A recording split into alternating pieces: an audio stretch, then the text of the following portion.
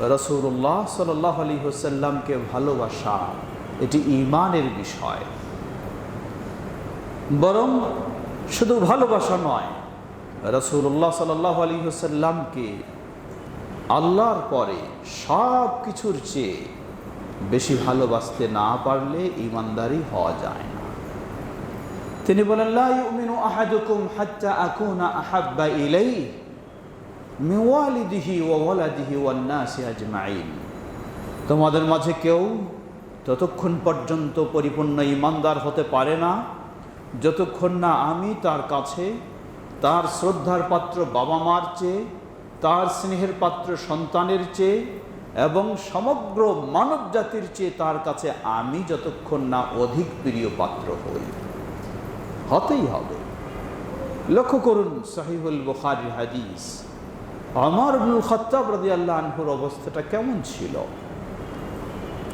তিনি এসে বললেন নবী সাল্লাল্লাহু আলাইহি ওয়াসাল্লামকে, ইয়া রাসূলুল্লাহ ইন্নাকা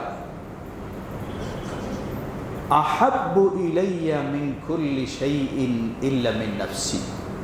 হে আল্লাহর রাসূল সাল্লাল্লাহু আলাইহি ওয়াসাল্লাম, আপনি আমার কাছে সব কিছুর চেয়ে বেশি প্রিয়, তবে ইল্লা মিন নাফসি, আমার নিজের চেয়ে পারিনি আমি এখনো বেশি প্রিয় করে নিতে। রাসূলুল্লাহ সাল্লাল্লাহু আলাইহি ওয়াসাল্লাম তাকে জবাব দিলেন, লা ইয়া উমর ওয়াল্লাযী বিনাফসি ওয়াল্লাযী বিয়াদিহি নাফসি। হে ওমর, সেই সত্তার কসম করে বলছি যার হাতে আমার প্রাণ, তুমি এখনো ঈমানদার হতে পারো নাই।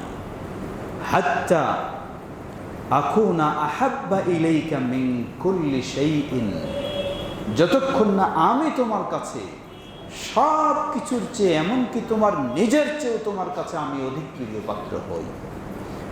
ওমর রাদিয়াল্লাহু আনহু নিজের ভুল বুঝতে পেরে সাথে সাথে বললেন, ইয়া রাসূলুল্লাহ ওয়াল্লাহি ইন্নাকা আহাব্বু ইলাইয়া মিন কুল্লি শাইইন হাত্তা মিন নাফসি। হে আল্লাহর রাসূল সাল্লাল্লাহু আলাইহি ওয়াসাল্লাম, আল্লাহর কসম করে বলছি আপনি আমার কাছে সব কিছুর চেয়ে, এমনকি আমার নিজের জীবনের চেয়েও আপনি আমার কাছে অধিক প্রিয়। তখন এই রাসূলুল্লাহ সাল্লাল্লাহু আলাইহি ওয়াসাল্লাম বললেন, আল আন ইয়া ওমর, হে ওমর তুমি এখন মুমিন হলা পরিপূর্ণভাবে। সুবহানাল্লাহ।